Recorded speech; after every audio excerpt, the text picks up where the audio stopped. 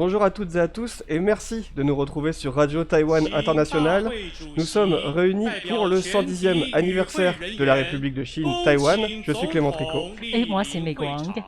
Les célébrations sont organisées cette année de manière plutôt restreinte dans la mesure de respecter les préventions épidémiques.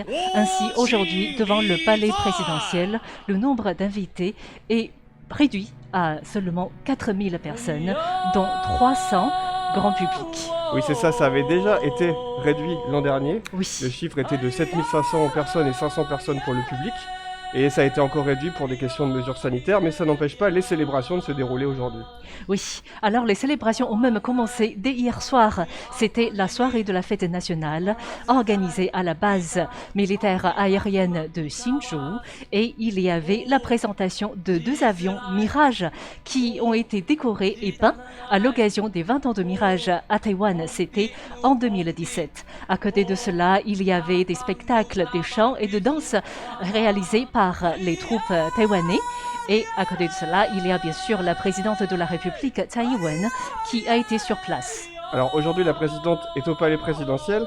Et d'ailleurs, les célébrations ont commencé ce matin à 8h55. Très tôt. Mais pas uniquement au palais présidentiel. Non, c'était à la tour Taipei 101, plus exactement au 91e étage, avec le concert donné par NTSO, l'Orchestre national symphonique de Taïwan. Alors ce n'est pas le seul événement qu'il y a eu ce matin. Il y a eu aussi une troupe de danse urbaine, TBC, qui s'est présentée devant le palais présidentiel sur le boulevard Ketagalan. On peut aussi noter la troupe, en tout cas de présentation de taekwondo, de démonstration de taekwondo, oui, la troupe We Are. Il y a eu aussi la fanfare des 3 armées. Et aussi l'association nationale de gymnastique avec les jeux de ballon, de cerceau, des massues.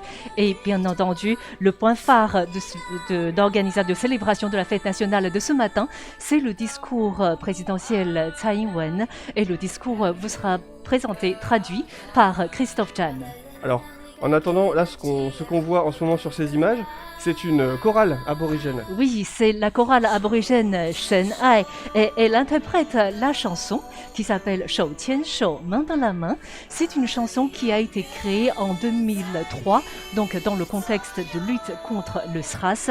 À l'époque, la chanson a été interprétée par les chanteurs de différentes générations et depuis l'année dernière, avec le ravage de Covid-19, la chanson a été reprise par de nombreuses personnes, dont la chorale aborigène Shen Ai.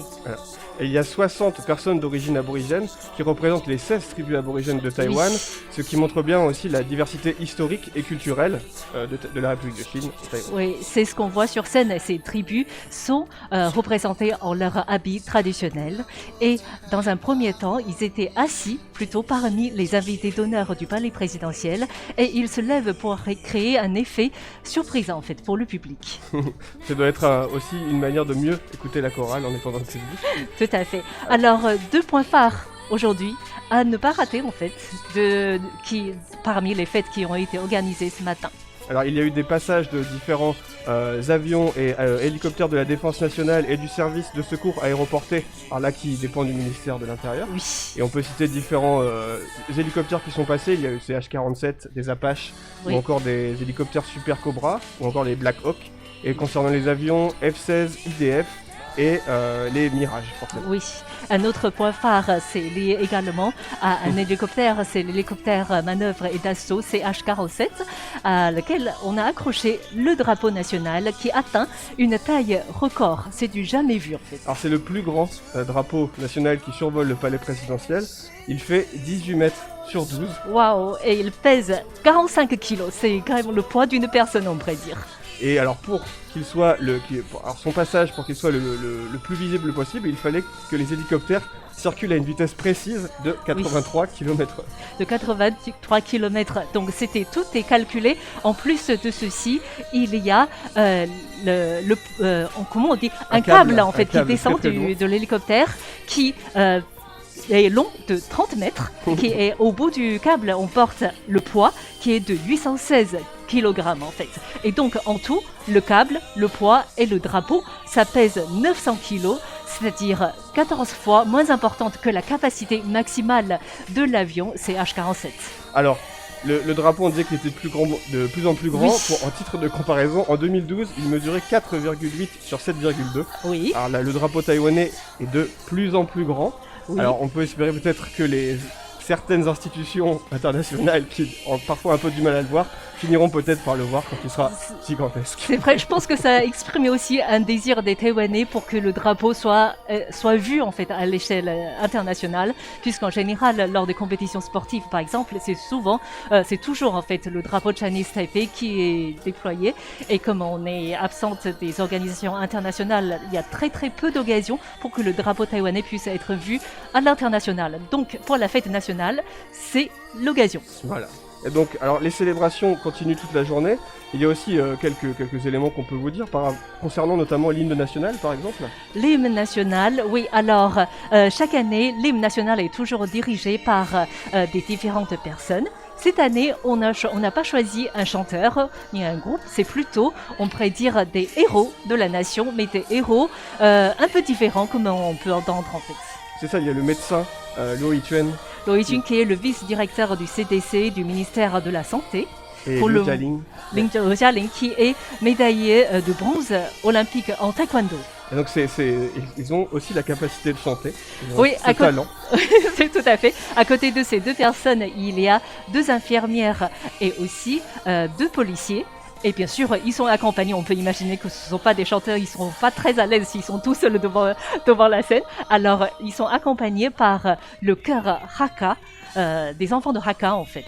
Voilà. Oui. Et une autre chose qu'on peut préciser par rapport au drapeau, qu'on a vu en fait au-dessus du toit de RTI, c'est un drapeau qui a été confectionné, réalisé par le bureau de l'armement du ministère de la Défense. Il a fallu 7 mois depuis la confection jusqu'à l'essai, parce qu'il a fallu beaucoup d'essais en fait pour tester au vent, aux déchirures. Et en tout, l'armée a conçu 4 drapeaux. Il y a eu 4 drapeaux différents qui ont Oui. été conçus en cas de problème. Si jamais pour on faire des tests. oui, c'est vraiment en prévision de bien organiser la fête. Et chaque drapeau a nécessité 3 semaines pour la confection. C'est très très long. Et d'ailleurs, les personnes qui sont à Taipei, qui étaient à Taipei Oui. dans les jours précédents, ont pu voir certains de ces drapeaux circuler déjà en termes de préparation pour la fête nationale. C'est vrai que ça a fait des bruits sur les réseaux sociaux à Taïwan, dans le sens où depuis une semaine environ, il y a des répétitions et des répétitions de tous les différents types d'avions qui passaient au-dessus du ciel de Taipei, même si le gouvernement avait averti les Taïwanais pour dire qu'il n'y a rien à inquiéter, c'est normal, c'est des répétitions. Beaucoup de Taïwanais étaient plutôt réveillés. Je ne sais pas pourquoi l'armée doit commencer aussitôt le matin en fait. En tout cas, c'est comme ça. Les Taïwanais étaient plutôt réveillés par les bruits des hélicoptères. Certains ont monté sur le toit, comme nous, pour admirer les avions qui passent. Voilà, alors que la chanson de la chorale aborigène se termine. Oui, donc la chanson Main dans la main est terminée. Donc, selon l'agenda, ce qui devrait suivre, c'est le discours présidentiel. Et là, ce qu'on voit sur scène, c'est la présentation des animateurs de langage des signes, en fait. Donc, on voit Tsai Ing-wen qui s'approche progressivement de la scène et elle est accompagnée, elle est suivie de Yo Si-kwon, le président du Parlement, et aussi de Lee Da-wei, David Lee, le secrétaire général du palais présidentiel. Alors, l'année dernière, le discours de Tsai Ing-wen avait été largement axé sur la lutte de Taïwan contre le Covid-19, sur le renforcement de l'armée nationale face à l'expansion militaire chinoise et aussi sur les stratégies économiques de Taïwan. Et cette année, le discours est très attendu dans le contexte des incursions répétitives des avions chinois dans la zone d'identification de défense aérienne de Taïwan.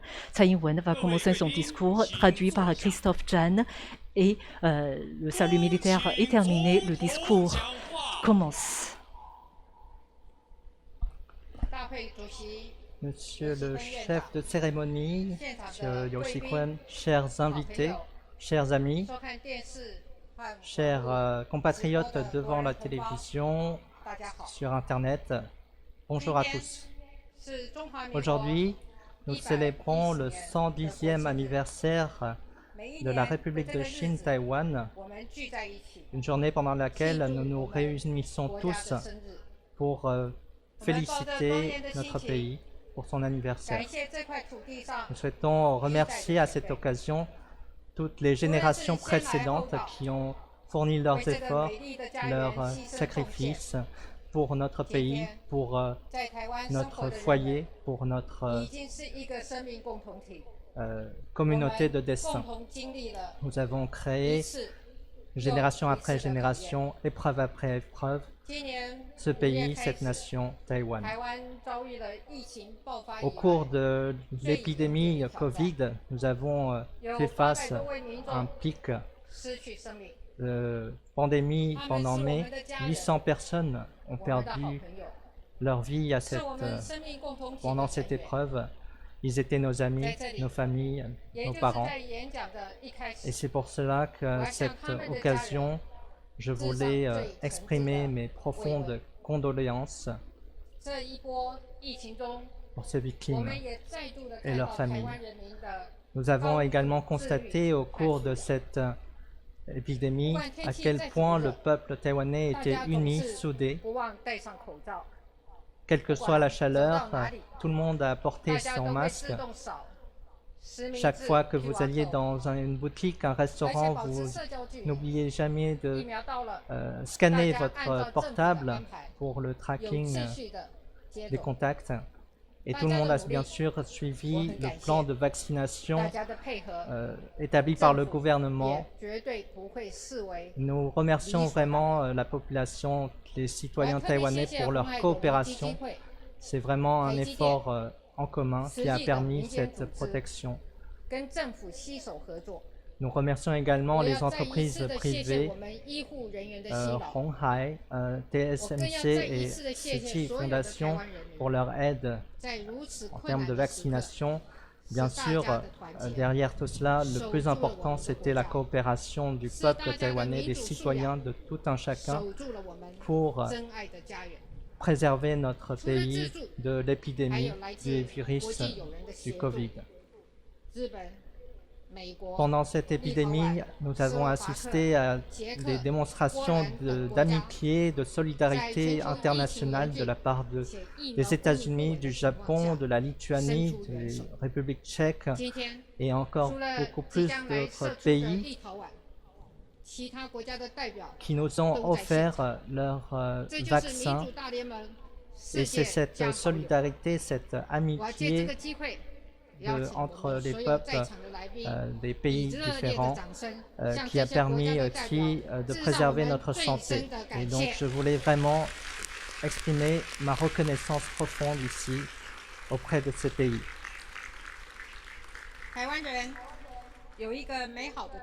Les Taïwanais ont une très belle tradition.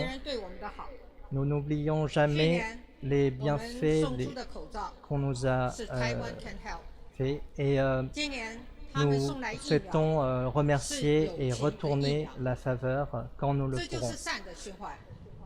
Vous le voyez, pendant cette épidémie, on a assisté à un cercle vertueux du bien, d'entraide. Lorsque nous le pouvions, nous avons donné des masques et en retour, lorsque d'autres pays ont pu avoir accès à des vaccins, ils ont donné leur surplus de vaccins à Taïwan.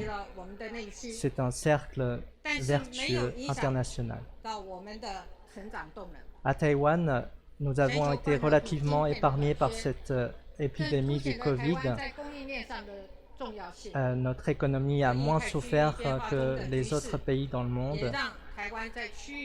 Et dans cette épidémie, notre économie s'est bien portée, relativement bien portée, ce qui fait que notre position dans la région s'est améliorée.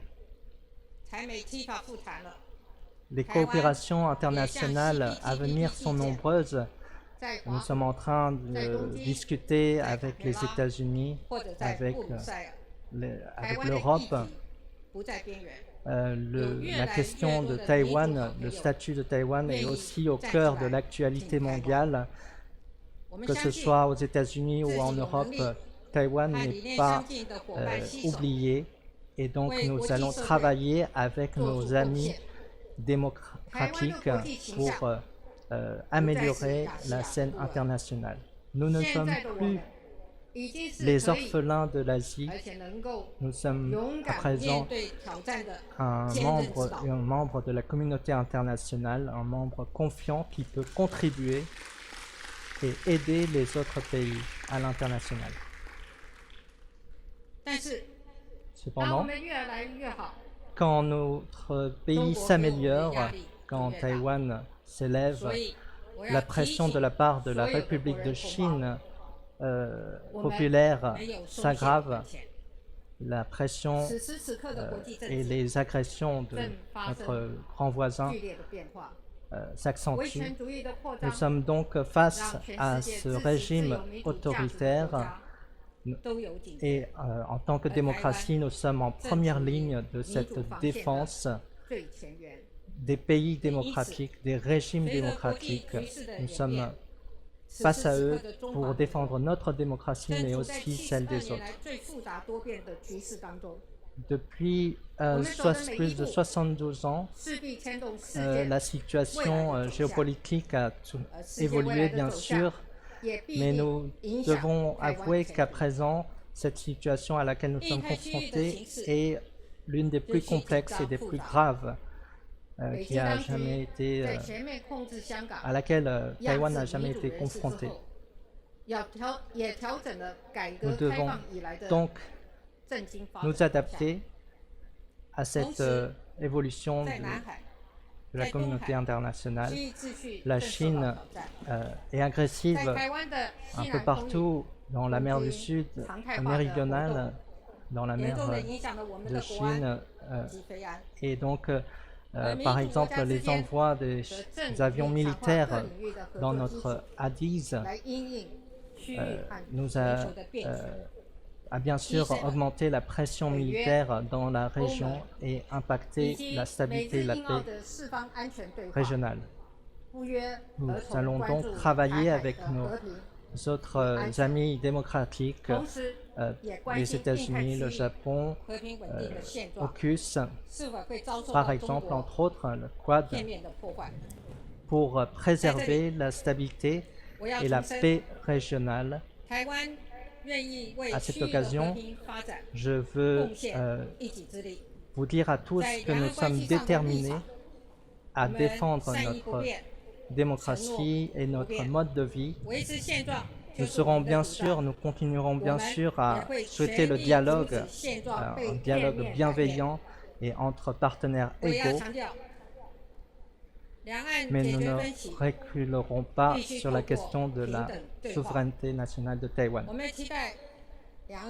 Nous souhaitons que la relation entre les deux rives soit de plus en plus améliorée, mais il ne faut pas que la Chine populaire pense que Taïwan se soumettra. Non, notre détermination est absolue et nous déciderons de notre chemin par nous-mêmes et non pas, nous ne prendrons pas le chemin choisi par d'autres. Le destin et la souveraineté des 23 millions de Taïwanais sera décidé par les 23 millions de Taïwanais.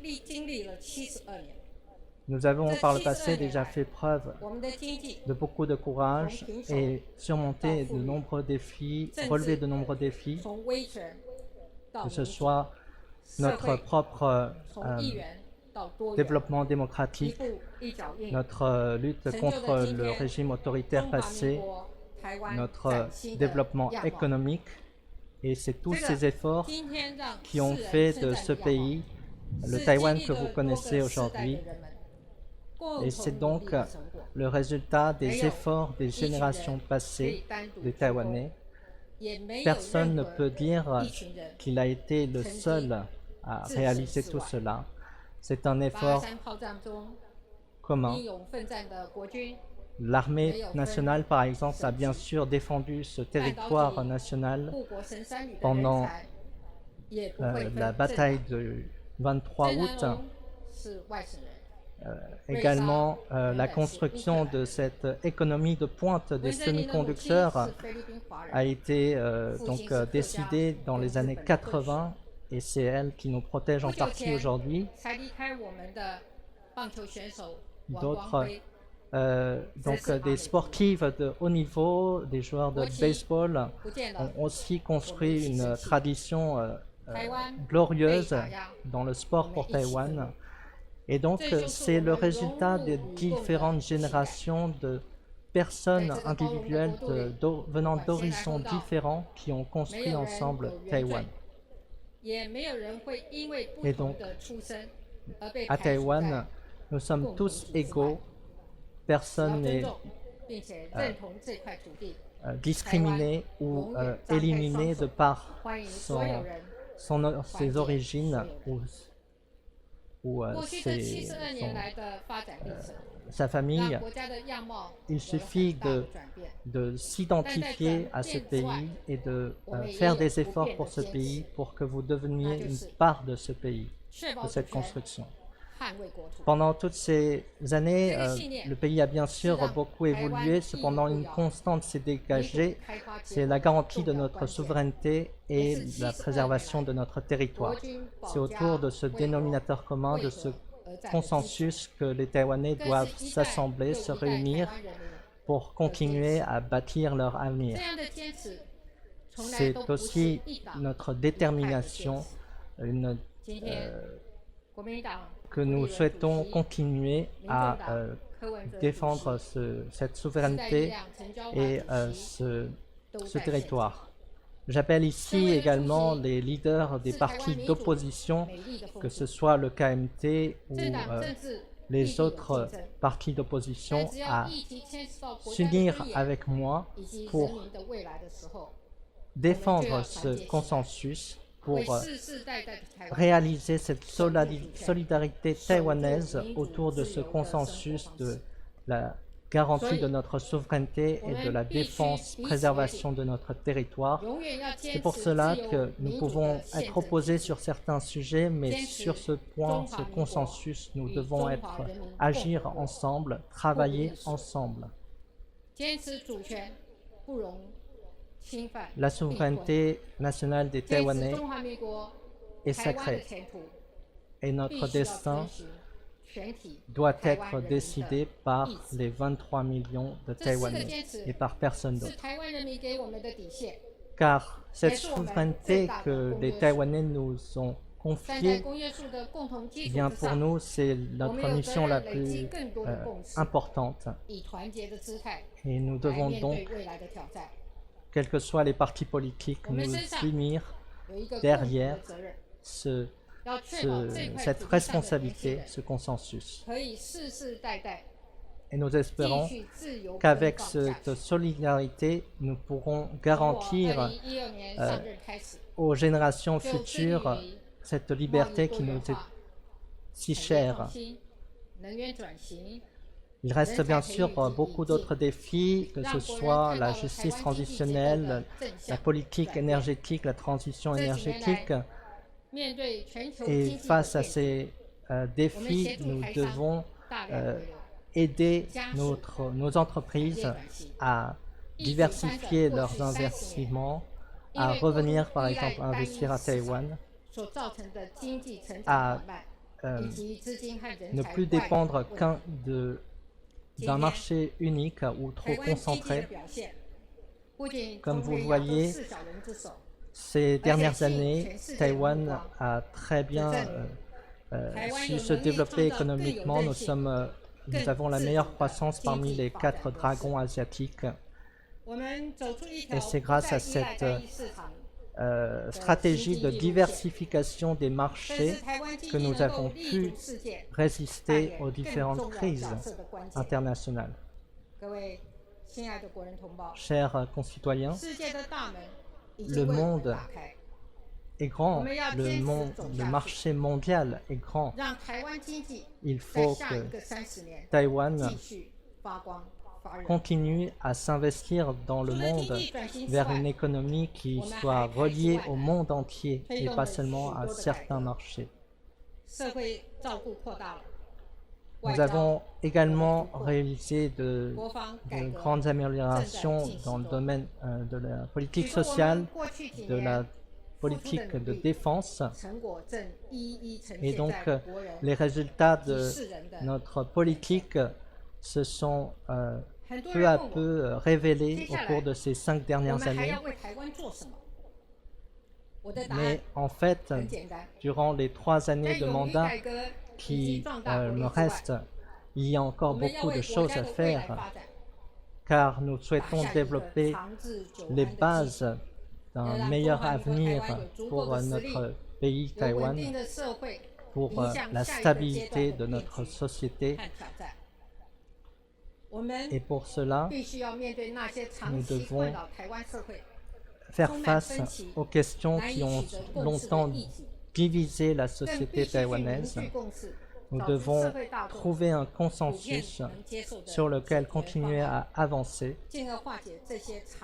et aplanir en fait nos divergences. Nous devons continuer à avancer.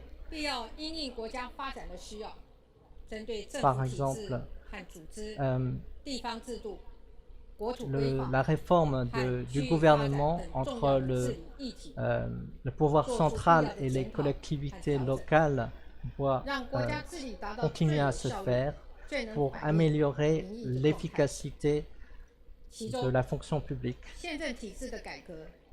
La réforme de la Constitution est aussi un sujet qui nous tient à cœur. Le Parlement a établi un groupe de travail pour effectuer cette réforme constitutionnelle. Et nous sommes conscients, bien sûr, que les obstacles sont nombreux pour réaliser une réforme constitutionnelle. Cependant, c'est une responsabilité et c'est une tâche qui nous tient à cœur et sur laquelle nous devons avancer. La politique de la justice transitionnelle, les blessures liées à notre histoire doivent être aplanies, doivent être résolues au cours de ces années à venir. Nous souhaitons, une fois les blessures du passé guéries, continuer à avancer. Un autre défi majeur, c'est la transition énergétique et les défis climatiques. Nous devons travailler main dans la main avec la communauté internationale sur ce point pour trouver une solution globale à cette problématique globale. Par là même, nous pensons que cette transition énergétique sera bénéfique également à notre économie. Mon souhait le plus cher, c'est de laisser, après mon mandat, un pays encore meilleur que celui que j'avais trouvé au départ de mon premier mandat.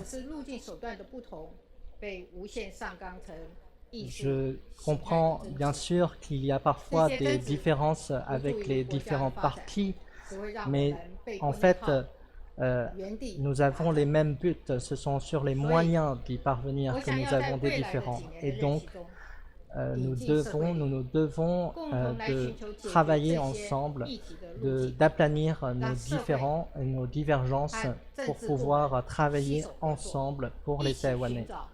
C'est ce que attendent, je pense, nos électeurs et nos concitoyens de la part de leurs dirigeants politiques.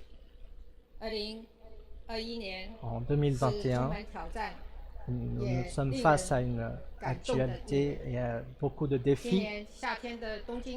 Cet été, nous avons assisté aux très bonnes performances de nos athlètes taïwanais aux Jeux olympiques de Tokyo et je voulais à cette occasion les remercier pour leurs efforts et leurs réussites qui nous ont inspirés et qui ont mis sur le devant de la scène internationale le nom de notre pays, Taïwan.